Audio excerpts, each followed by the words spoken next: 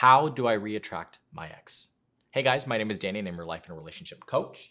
Today we are talking about reattracting our ex. This is such a hot subject. This is something that I get questions on all the time in my one-on-one coaching sessions. I see it on the YouTube comments.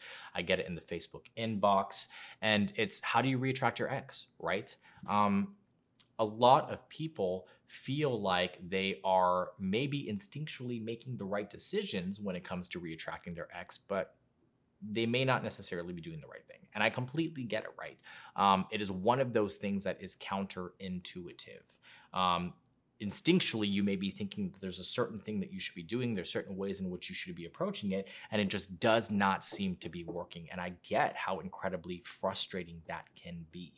Um, and one of the things that I like to remind people is that you don't have full control of the outcome, right? Because life is unpredictable. People are unpredictable.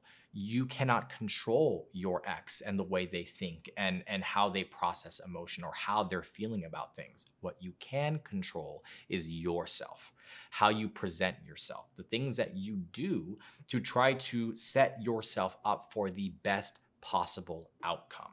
So, the first thing that I always tell people is to focus on you. Because as long as you focus on yourself, as long as you are developing, as long as you are growing as an individual, then things will kind of organically fall into place, right? And one of the big reasons for why a lot of relationships end is because of insecurity issues, because of codependency, because of a breakdown in communication. And most of the time, these things stem from insecurities. They stem from a lack of self-development, a lack of understanding our needs and our wants and being able to express them effectively and get the message across to your partner, right?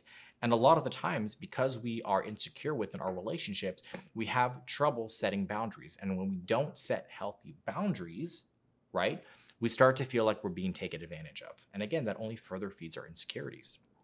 So, the period of time that you are not with your significant other, that you guys are broken up, you should be investing time in yourself. You should be replenishing your emotional stores, right? You're rebuilding your energy. And that is really what the process is all about, because there are changes that you will need to make in order to be confident enough to have rebuilt your self-esteem enough to be able to maintain and sustain the relationship if that opportunity presents itself again. So the question becomes, how do we do that, right? Well, that's part two, which is something that I have deemed the 3 R's. And it's you reevaluate your situation, you reinvest in yourself, and you reinvent yourself. So the reevaluation process is really about taking a step back and reflecting and saying, what am I accountable for? How did we get to this situation? Why did we break up?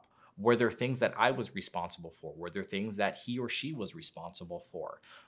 Could there have been certain changes that we made that would have potentially changed the course of our relationship? But be careful, because I don't want you to hyper focus on that, right? Because if you stay stuck in the past, trying to, in your mind, change something that you can no longer go back and change, you will get stuck. But it's really just about evaluating and saying, okay, what are the things that my partner was saying they needed in the relationship that I was not providing for them? And are those things that I can work on now? Was I unaware of the things that I needed and I wanted in a relationship? Was I unable to effectively communicate what those needs were? All of those things, all of those questions that you are asking yourself is allowing you to become more introspective, allowing you to view your situation objectively and start to work towards those things. Now, once you've done that, it's about rebuilding your confidence and rebuilding your self-esteem. And how do you do that? You do things that make you feel good. You do things that you are good at. So, maybe you are great at photography, maybe you're great at video editing, maybe you are great at rock climbing, whatever the case may be, something that you have not had the time to invest in, something that you have not had the ability in a long time to do, start to do those things again, because you are setting short-term goals for yourself and you're making small achievements that are rebuilding your self-identity, that are building your confidence and your self-esteem, because you are preparing yourself to be able to present the new version of yourself to your ex. And that's the last piece of the puzzle, right? The reinvention phase. You are now the 2.0 version of who you used to be. Or maybe you're just coming back to yourself and regrounding yourself in the person that you used to be before you lost yourself. All of those things are going to make a difference in re-attracting your ex, right? Law of attraction, visualizing, manifesting what it is that you want, but also doing the work so that everything aligns and you are actually being your true and authentic and transparent self. The third thing is embracing your sexy, right? When is the last time you felt good about yourself? When is the last time that you went out and bought yourself a sexy dress and put it on and said, damn, I look pretty good? Or you went and did your hair, or you pampered yourself. For the guys, when is the last time you felt good about your physical appearance? Maybe you want to work on your muscles, and maybe you want to gain a little bit, more muscle mass, or maybe you want to lose a little bit of weight so that you feel good. Maybe it requires you going and buying out a new outfit that's going to accentuate what you've been working on in regards to your physique. Whatever it is, if you have not invested the time in doing that, start doing that. Feel good about yourself. Validate yourself, because really at the end of the day, that is what matters. Because if you require the validation of somebody else, if you require the validation of your partner, you're going to fall right back into the same rut, into the same negative cycle. And that is exactly what we are trying to prevent, because we don't want to derail all of the progress that you have made along the way. The fourth thing, and this obviously has a lot more to do with strategy, it's increase your social media value, right? So if you haven't been posting on your social media, if you haven't been showing people the improvements that you've been making and the goals that you've been hitting, start posting those things, right? And a lot of people always say to me, well, my ex blocked me on social media, so what's the point? She's not going to see it. He's not going to see it. It's not about them seeing it. It's about you feeling good about yourself. It's about you showing people that you are proud of yourself. And guess what? At some point, he or she will probably see it, right? There's got to be some connection, a friend of a friend, somebody that you both share social media with that's going to show it to that person.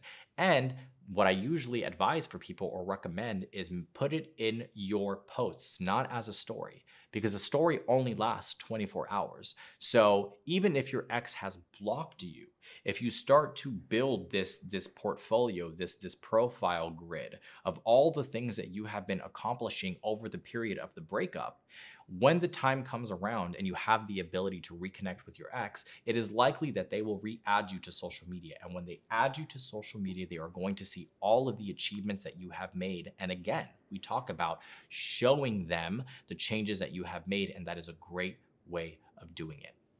The last and final one is let go of the past. If you drag the past into the new dynamic, into the new relationship, you are doomed to repeat the same mistakes, right? And the entire point of the process of healing and of working on yourself is to be able to forgive yourself and forgive your ex for whatever past mistakes that you guys made, right? It is all about moving on. It is all about not bringing the baggage from the past into the new relationship if that opportunity presents itself, and it will present itself. And the reason why it's going to present itself is because you are going to believe that it is, because you will visualize this and you will manifest it happening. Because as I have said many times before, it is a mind game. If you believe that you can do it, you will absolutely achieve it. You will 100% do it, but you have to be confident in yourself enough to know that it is a possibility. If you guys like this video, please make sure you hit the like and subscribe button down below. I love to have open dialogue with people. So if you have an opinion about the video, if you have a question, if you have your own tips that worked for you, please leave them in the comment box down below. I do my best to read all of them and try to respond to as many as I possibly can. Maybe you just want more information, you want more detail. You can visit us at www.withmyexagain.com, where we have a multitude of different articles and blogs and videos related to this topic and many other topics as well. If you want to book a one-on-one coaching session with myself or any of the other amazing coaches that we have on the team, you can also do that directly through the website. Again, my name is Danny. I'm your life and relationship coach. I hope you're staying happy and healthy. I'll see you guys soon.